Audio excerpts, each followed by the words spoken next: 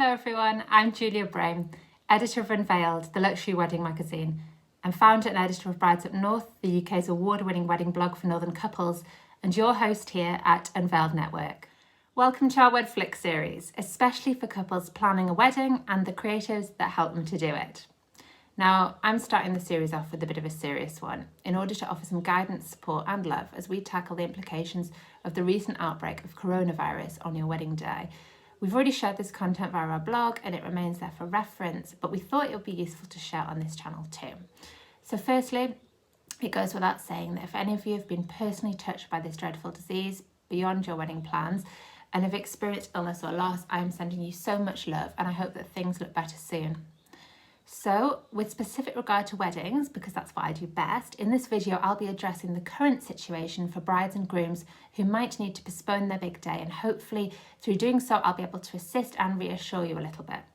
I'll also be continuing to champion and asking you to support our outstanding and hugely talented wedding supplier community.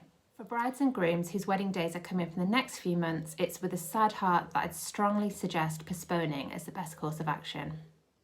In light of the government's enforcement of lockdown and the almost certainty that this will extend further, couples who are due to marry in the next 3 weeks at the very least will have to postpone their wedding. And we would also urge anyone else with a wedding booked between now and at the very earliest mid-June to do the same. As a platform for celebrating and empowering those getting married, this is very much not the advice we'd want to have to give. But with wedding venues instructed to close at present, it's really the only course of action to take. The sooner you act, the sooner you can sort out everything and focus on a new date when you can have the wedding that you have worked for, meticulously planned and dreamt of. To help you navigate this unexpected path, we would suggest the following steps to take in moving your big day and would reiterate once more to postpone rather than cancel wherever possible. Communication is going to be key in each step of the process. So the first port of call is your wedding insurance company to inform them that you intend to postpone your wedding and to find out exactly what your policy does and does not cover you for. Study your documents carefully, including the small print regarding venue cancellations, spread of infectious disease and government lockdown. Many insurers are being really proactive in making such information readily available on their website, and with the government's official announcement that weddings must not take place during the lockdown, this will now mean that the necessary cover will kick in on some of your policies. Your insurer will also be able to advise you on your individual policy, as well as highlight any excess that needs to be paid. Next, contact your venue to discuss both their position and your plans to postpone. Ask if they have a plan as to when they hope to host weddings again, and what dates are available for you to move your celebrations to, bearing in mind that no one has a crystal ball. Now, if you're holding the ceremony and reception at different venues, i.e. a church ceremony and a hotel reception, then you'll need to be in contact with both to work together to find a replacement date that is doable. You may have always dreamt of a summer Saturday wedding, but please do consider agreeing to a weekday or a different season if it's available and a date you feel your key guests will be able to make. Just like a home, what makes a wedding is the people, and so it's far more important that your celebratory squad are there to party with you than the slight inconvenience of asking that they take a day's annual leave to attend. You will also want to quickly contact all the suppliers you've booked for your big day so far. If you have a couple of date options to postpone to, initially go down your list of suppliers to see who can and who can't make which dates. Now, if in a stroke of luck all are available for one of the dates, great. If not, look at who you feel you really need for your new date and who you could potentially replace. When contacting suppliers, please remember to be kind because we're all in this together and maintaining relationships will help things to run more smoothly. It could be that if a supplier can't make your new date, you might lose your deposit, but they might be able to recommend a fellow supplier with a similar approach and style who can still achieve what you had initially planned or hoped for. Once you've checked with your closest guests that they can make the postponed date, as well as your A-team of suppliers, confirm and secure the date with your venue. Next, be sure to update your wedding insurance provider on the new date or take out a new policy if needed to provide security and peace of mind for your future plans.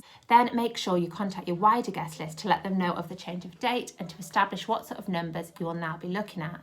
It might just be a call, text or email for now, and then you can arrange confirming the full details at a later point when you've had a chance to catch your breath.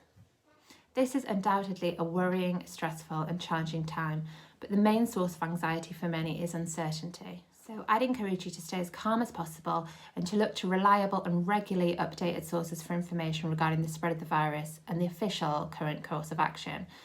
If you have a wedding booked in the next few months, having a clear mind and following the advice and guidance via nhs.uk and gov.uk will help to keep both you and your loved ones best protected and informed. So tears will be shed, which I completely understand, but postponing now will lessen the anxiety you're currently experiencing and allow you to refocus on the positives to come. In the meantime, try and keep some perspective on the situation. This crisis will come to an end and you will still have that amazing big day, albeit slightly later than you originally planned, whilst hopefully keeping your nearest and dearest safe too. Thanks to the press, rumours and misinformation, fear appears to be spreading as fast as the virus itself. While I encourage you to remain updated on developments, it's also super important to take a break from the heavy and somewhat suffocating stream of negative news activity. Take your own pace down a notch and invest in some me time. So escape to the outdoors, lose yourself in a book, or indulge in a relaxing bath. Keep talking too. Your partner, friends and family will want to support and help in any way they can at this time. So don't bottle things up or feel like you have to take everything on yourself.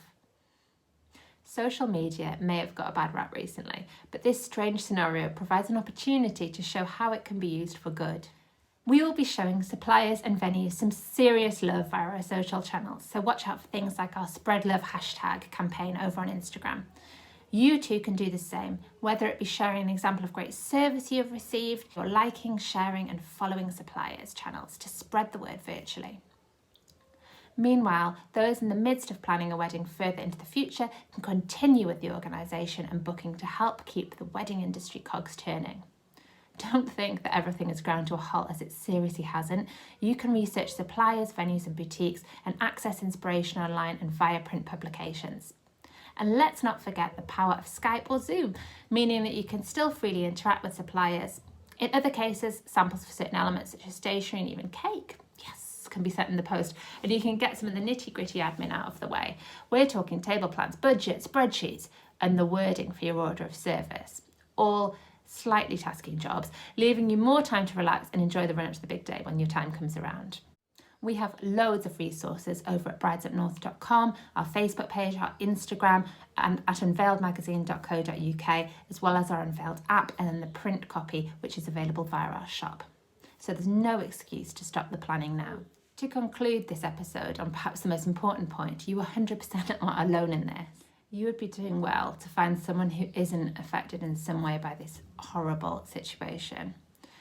As such, we've got to unite and move forward the best we can, allowing time to focus on our own woes, but also being sensitive to those of others too. There are things on the line for everybody, whether it's weddings, livelihoods, or even lives. So in the current absence of a medical vaccine, let's build up our own resilience to the virus by being collaborative, caring and kind, so we can all come out the eye of the storm even stronger on the other side. I'm sending you so much love and positive vibes. And if you've enjoyed today's episode, please hit subscribe so that you don't miss our next and hopefully more upbeat episode. Happy planning, and we'll see you soon.